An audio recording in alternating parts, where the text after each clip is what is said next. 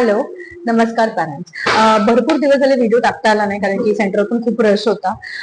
आता आज ना आपण सगळ्यात एक महत्वाचा टॉपिक घेतला आणि बऱ्याचशा पॅरेंट्सची क्वेरीज पण आहे.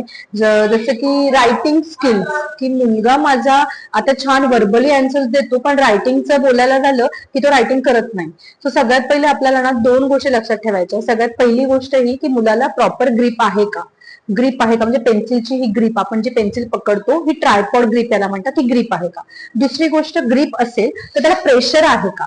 या दोन गोष्टींवर तुम्ही काम केलं तर मुलाची रायटिंग स्किल नक्कीच डेव्हलप होईल. त्यासाठी आम्ही ना नवीन नवीन अशा ऍक्टिव्हिटीज प्लॅन करतो मुलांसाठी. जसं की आता हे एक आहे, त्याच्यामध्ये वेगळ्या वेगळ्या कलर्सचे असे बीड्स देतात हे, आणि या बीड्सने आपण काय करतो, मुलांना सांगतो की पुश करा हे बीड आणि नंतर एक लाईन पूर्ण बनवायला सांगतो. तेच नंतर बीड आपण पुल करायला सांगतो. याच्यामध्ये काय होतं, मुलांना प्रेशर लागतं, पुश आणि पुल.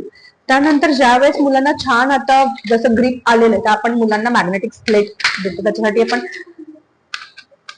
स्टँडिंग लाईन, स्लिपिंग लाईन हे कन्सेप्ट याच्यावर शिकवतो. आणि इफ जर तुमचा मुलगा आता छान, त्याला ग्रीप पण आहे, प्रेशर पण छानपैकी आलेला आहे आणि आता तुम्हाला पुढे अल्फाबेट्सवर न्यायचंय, त्याआधी तुम्हाला डॉट जॉइनिंग आणि ट्रेसिंग मुलांकडनं विथ बुक आणि पेन्सिलने ट्राय करायचं. त्यानंतर परत तुमच्याकडे काय करायचं, मॅग्नेटिक स्लेट मध्येच हा एक प्रकार आहे बघा, त्याच्यामध्ये पण बीट्स जे आहेत, जसं आपण राईट करतो तसे ते बीट्स पुल होतात. त्याच्यामध्ये काय होतं ना, मुलांची अटेन्शन छान डेव्हलप होतं आणि यामध्ये आय हँड कोऑर्डिनेशन पण मुलांचं छान राहतं. आणि असे बरेचसे असे इक्विपमेंट्स असतात किंवा बरेचसे असे ऍक्टिव्हिटीज असतात जे आपण मुलांसाठी प्लॅन करतो आणि अमेझॉन किंवा फ्लिपकार्टवर तुम्हाला इझिली अवेलेबल पण होऊन जातात.